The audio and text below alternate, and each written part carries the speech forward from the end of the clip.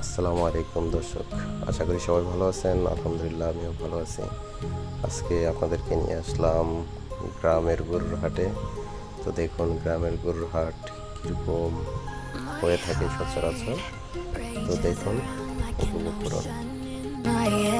Because there are so many things that I left